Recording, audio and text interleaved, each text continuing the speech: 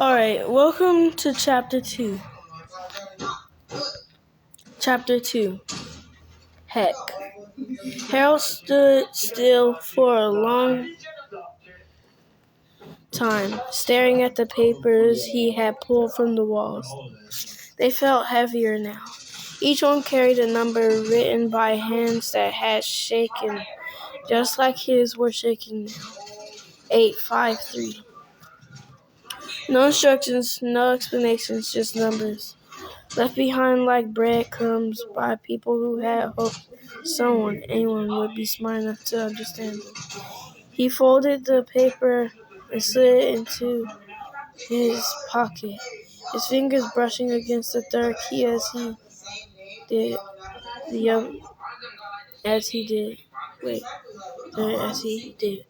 The unfamiliar one, the one that didn't belong to his life before this place. He kept walking. The backroom stretched endlessly in every direction, buzzing lights flickering just enough to make his vision swim.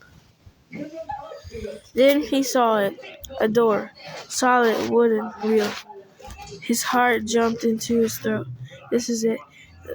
The key slid into the lock as if it had been waiting for him. When the door opened, light flooded out so violently that Harold shielded his eyes. It was blinding, but wrong. Too sharp, too white. Not the warm burn of sunlight. The sun didn't shine like this, especially not after your eyes had already adjusted to bright places. Still, he stepped inside. The room was filled with surprise. Cans of beans, cans of peaches, cases of water stacked neatly along the walls. A backpack sat against a chair, already packed with more food and bottles, as if someone had prepared it ahead of time. On the counter sat something that made Harold stop breathing for a moment. A whole peach, not sliced, not canned, real.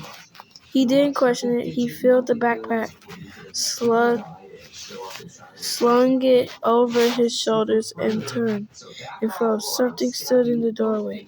At first glance, it looked like a boy. Then Harold realized it had no skin.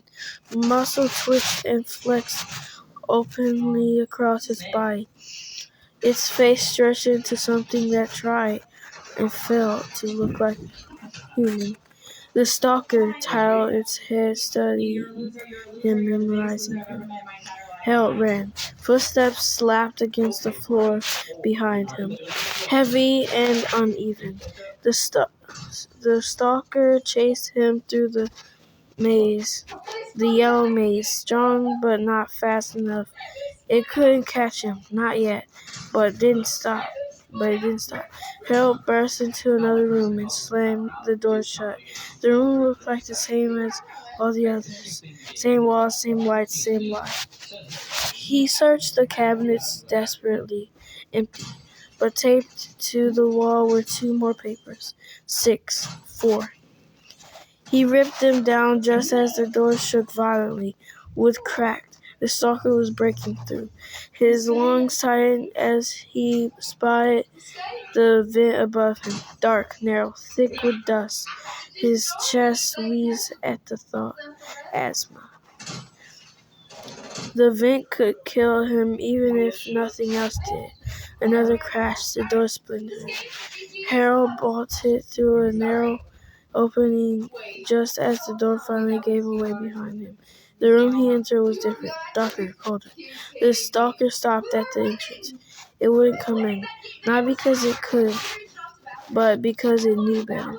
Something else lived here, the shadow. The darkness bent unnaturally, shifting as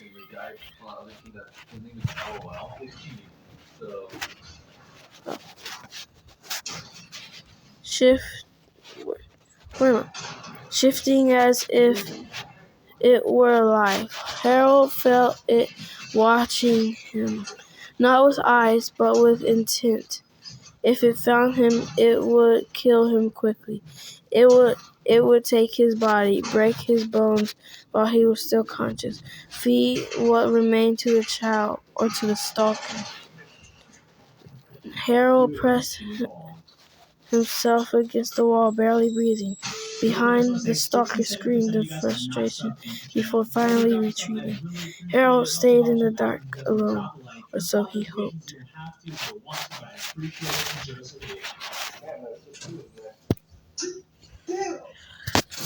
Thank you for watching Chapter 2.